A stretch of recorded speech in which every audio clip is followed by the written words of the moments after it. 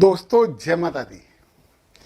मार्च 2026 वृषभ राशि के जातकों और कृतिका, रोहिणी और मृगशिरा नक्षत्र वालों तीनों के लिए बात करेंगे। मार्च का महीना कैसा रहेगा और मार्च माह को बहुत अच्छा बनाने के लिए हमें क्या करना चाहिए। ग्रह परिवर्तित होते रहते हैं, राशियां बदलते हैं, घर बदलते हैं, उतार चढ़ाव जिंदगी में आते हैं। हर घर के कुछ ना कुछ अच्छे फल होते हैं। हर राशि में ग्रह कुछ तो अच्छा देता है। हम उस अच्छे को पहचानेंगे और वो अच्छा प्राप्त करने के लिए उपाय करेंगे। तो देखिए, ग्रहों के और नक्षत्रों के उपाय के साथ मैं बताता हूं। मार्च महीने का वृषभ राशि यानी शुक्र महाराज की बहुत ज्यादा आकर्षक राशि, जिनका प्रभाव बहुत अच्छा पड़ता है, सुदर्शन रहते हैं, एक प्रभावी व्यक्तित्व रहता है, उनकी बात कर रहा हूं, मस्त भी रहते हैं। तो सुनिए, आपके गुरु धन भाव में बैठे हैं। गुरु धन भाव में बैठे हैं, इसका मतलब है कि बहुत अच्छे बैठे हुए हैं और ये 11 तारीख से हो जाएंगे मार्गी। तो आपके लिए और शुभ अच्छा काम करेंगे, परिवार से अच्छे संबंध रहेंगे, सब कुछ करेंगे। और यहाँ से 7 भी दृष्टि डालते हैं। गुरु की दृष्टि अमृत में ही होती है, अष्टम भाव पे डाल रहे हैं तो कहीं ना कहीं ऐसी संपत्ति आपको दिलवा सकते हैं जो आपने नहीं कमाई है। और यदि आप ज्योतिष और गूढ़ विज्ञान और गूढ़ विद्याओं में थोड़ा सा भी इंटरेस्ट रखते हैं तो कुछ उपलब्धि आपके साथ आ सकती है। 1 2 3 4 5 भी यहाँ पे दे रहे हैं तो ये सेवा भाव करवा रहे हैं, तो सेवा भाव में वृद्धि करेंगे, नौकरी मिल सकती है यदि कोशिश करें। 7 के बाद 8 9 कर्म भाव पे भी दृष्टि डाल रहे हैं, मतलब कर्म आपके थोड़े से ज्ञान से परिपूर्ण रहने वाले हैं। गुरु महाराज की बात हो गई। अब हम बात करते हैं यहाँ पे दूसरे नंबर के ग्रह शनि की। शनि आपके 11वें भाव में बैठे हैं, उपछाया भाव होता है। शनि बहुत अच्छे हैं, गुरु की राशि में तो और अच्छे हो गए। उनके साथ शुक्र भी अच्छे संबंध बना के बैठ गए हैं, कर्म हटाप रहोगे। शनि आपके लिए बहुत फायदा यहाँ पे दे रहे हैं। केतु आपके शुभ भाव में है। परिवार से विरक्ति मत करना, थोड़ा सा मानसिकता पे कंट्रोल करना, भाग लेना, कोई कार्यक्रम हो तो पलायन मत करना, ये पलायन करवाते हैं। फिर इसके बाद गुरु के बाद ये बैठ गए यहाँ पे राहु, सूर्य, मंगल और बुध। यहाँ पे सूर्य ग्रहण हो गया, मंगल अस्त हो गए, बुध अस्त हो गए। मंगल जब अस्त होते हैं तो थोड़ी सी हम एनर्जी में कमी महसूस करते हैं। हमारे अंदर तो बहुत एनर्जी रहती है, उसका यूटिलाइजेशन नहीं होता। और बुध अस्त होते हैं तो निर्णय क्षमता में थोड़ी सी दिक्कत होती है। परंतु अभी हम इनके नक्षत्र देखेंगे और नक्षत्र के आधार पर परिणामी निष्कर्ष निकालेंगे कि ये आपके लिए अच्छे हैं कि बुरे हैं, क्योंकि अभी तो ये नहीं कह सकते। बाकी सूर्य यहाँ बैठे हैं, राहु के साथ है, सूर्य ग्रहण है। तो हम सबसे पहले देख लें कि सूर्य महाराज, और पता सूर्य 15 तारीख को मीन में चले जाएंगे, शुक्र 25 तारीख से मेष में आ जाएंगे, बुध 21 तारीख को मार्गी हो जाएंगे, गुरु 11 तारीख को मार्गी हो चुके हैं। अब देखिए जरा बात करते हैं, हम सबसे पहले सूर्य की बात कर लें। सूर्य सदभिषा नक्षत्र में है और सदभिषा नक्षत्र स्वयं नक्षत्र, भले ही सूर्य ग्रहण है परंतु सूर्य आपको शुभ फल देने वाले हैं क्योंकि वो क्षम नक्षत्र में बैठे हैं। परंतु 4 तारीख से पूर्वा भाद्रपद में आ जाएंगे तो फिर सूर्य थोड़ी सी समस्या बन जाएंगे, क्योंकि वो प्रत्यरी, रोग, शत्रु और रुकावट वाले नक्षत्र में आ गए। परंतु कब तक रहेंगे? 4 से 18 तक। 4 से 18 केवल 14 दिन की बात है। तो जब पूर्वा भाद्रपद में नक्षत्र में बैठे हैं, ओम अजैक पादाय नमः की एक माला 4 तारीख से शुरू करके 18 तारीख तक करना। सूर्य आपको बुरे फल नहीं देंगे। विश्वास करिए, विश्वायकम फलदायकम। फिर इसके बाद सूर्य उत्तरा भाद्रपद में आ जाएंगे। 18 तारीख के बाद आपके लिए साधक नक्षत्र बन जाएंगे। नैम और फेम और जो उच्च वर्ग है, जो प्रशासनिक वर्ग है, वो सब आपके साथ आके खड़ा हो जाएगा। ये बात मैं कृतिका नक्षत्र वालों के लिए कर रहा हूं, है ना। अब हम बात करते हैं सूर्य के बाद मंगल की। मंगल सदभिषा में बैठे हैं। सदभिषा में मंगल आपके लिए पक्ष में है, आपका साथ दे रहे हैं कृतिका नक्षत्र वालों।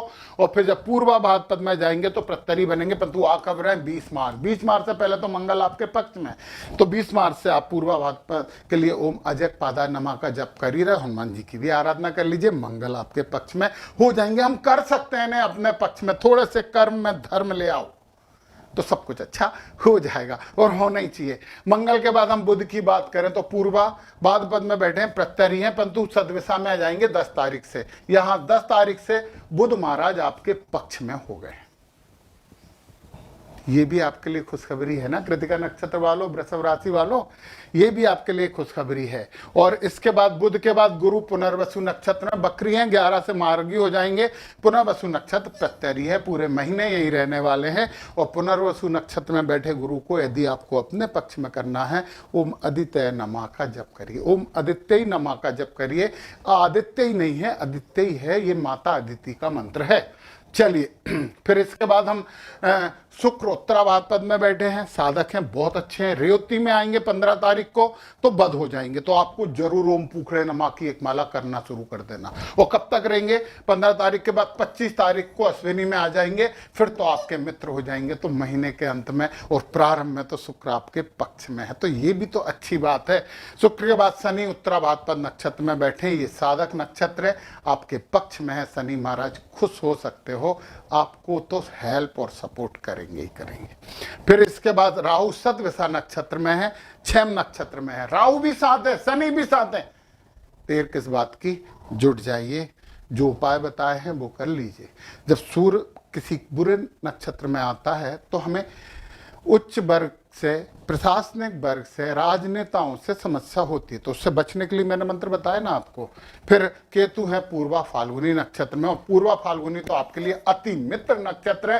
केतु तो आपके साथ खड़े ही हुए हैं, आपको हर हालत में सपोर्ट करने वाले। गणपति जी को और मना लो, केतु और खुश हो जाएंगे, मजा आ जाएगा। अब हम बात करते हैं रोहिणी नक्षत्र की। राशि की बात कर ही लिया, रोहिणी नक्षत्र में देखिए आप, सूर्य सतविषा नक्षत्र में है, सतविषा नक्षत्र में है, विपत नक्षत्र है। कब तक है? 4 तारीख तक ही है, 4 तारीख तक विपत नक्षत्र में है, सतविषा नक्षत्र। ओम वरुणाय नमः 4 मास तक जप करिए। फिर आ जाएंगे ये 4 तारीख को पूर्वा भाद्रपद में आपके लिए छेम नक्षत्र में हो जाएंगे, बड़े फायदा देने लगेंगे, कोई टेंशन नहीं। फिर उत्तरा भाद्रपद में 18 तारीख से आएंगे तो प्रत्यरी होंगे। तो 18 के बाद फिर हमें एक मंत्र जपना पड़ेगा, ओम अजैक पादाय नमः। सूर्य आपके पक्ष में पक्का होने वाले हैं। मान लीजिए भैया, अच्छे और बुरा दोनों समय गुजरता रहता है। जब हम सत्कर्म करते हैं तो बुरा समय अच्छे समय में बदल जाता है, तो बदलिए उसे अच्छे समय में। मंगल सतविषा में है, विपत नक्षत्र में है, 20 तारीख से पूर्वा भाद्रपद में आपके पक्ष में आ जाएंगे। तो ओम वरुणाय नमः की एक माला आप मंगल को अपने पक्ष में करने के लिए कर ही रहे, सूर्य के लिए भी कर रहे थे तो मंगल के लिए भी हो जाएगी।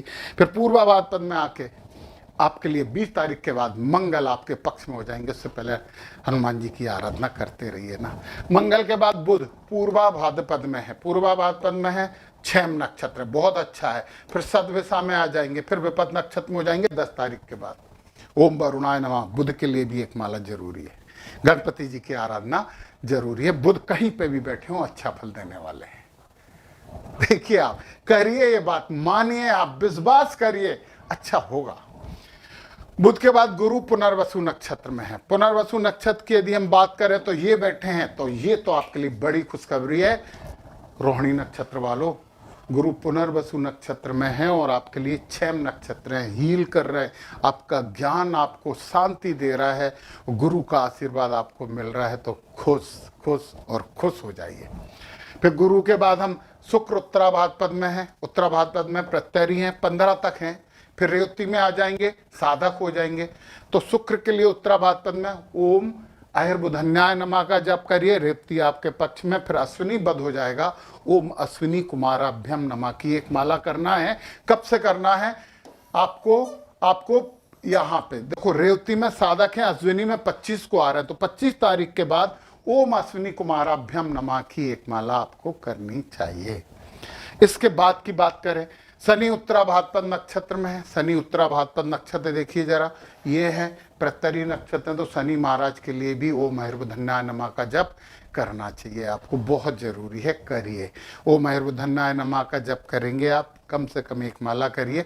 शनि पूरे समय ही रहने वाले हैं, आपको शनि बुरा नहीं करेंगे, पक्का न्यूट्रल हो जाएंगे, वही हमारे लिए बहुत काफी है। किससे? ओम आयुर्बुधन्याय नमः से।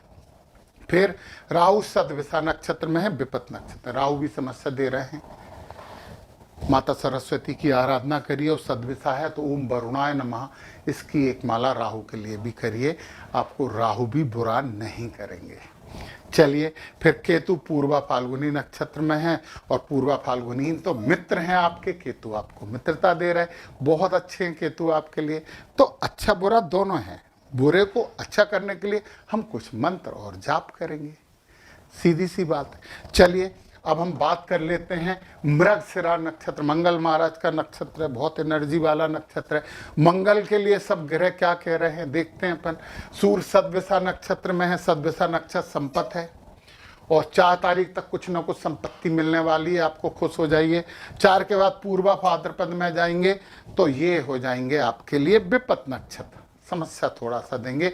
तो पूर्वा भाद्रपद के लिए ओम अजय पादाय नमः की एक माला कर लो, देखना अच्छा होगा। फिर इसके बाद उत्तरा भाद्रपद में 18 से जाएंगे, 18 से फिर 6 नक्षत्र हो गए। मतलब ये समस्या है सूर्य, बाकी तो आपके लिए सूर्य पूरे महीने सबसे ज्यादा फायदा दे रहे हैं। और जब इसमें आ जाएंगे उत्तरा भाद्रपद में तो आपको सूर्य हील करेंगे। एक का एक आप देखेंगे ऑफिसर क्लब उच्च राजनेता आपके पक्ष में हो गए हैं, और आपको सब कुछ अच्छा होने लगेगा। होने दो, यहाँ पे सूर्य ग्रहण कोई अंतर नहीं पड़ता है।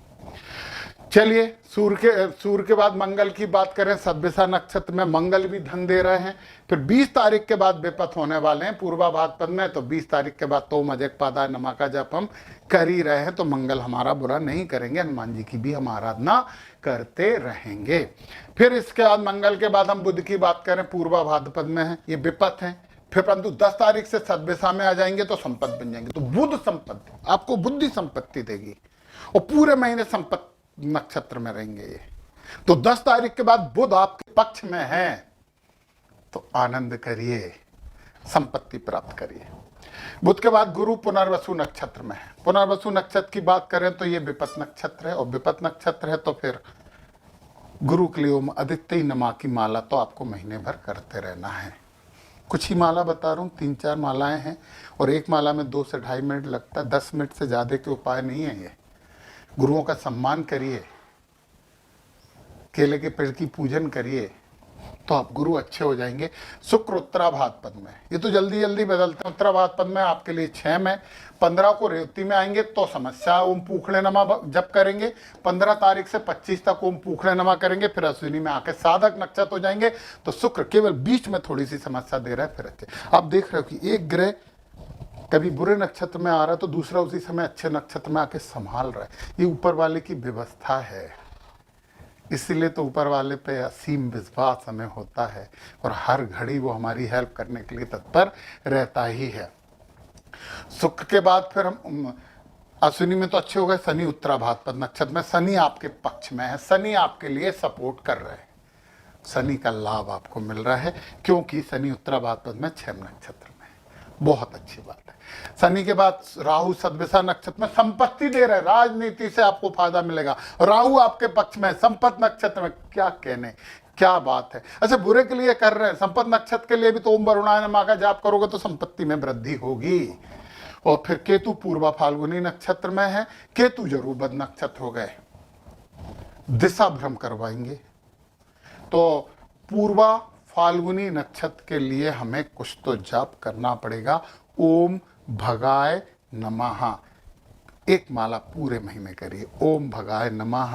अच्छा होगा, बहुत अच्छा होगा।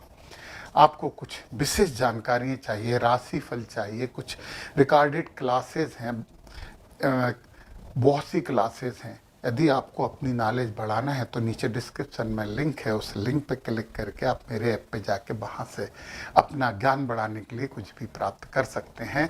जय माता दी।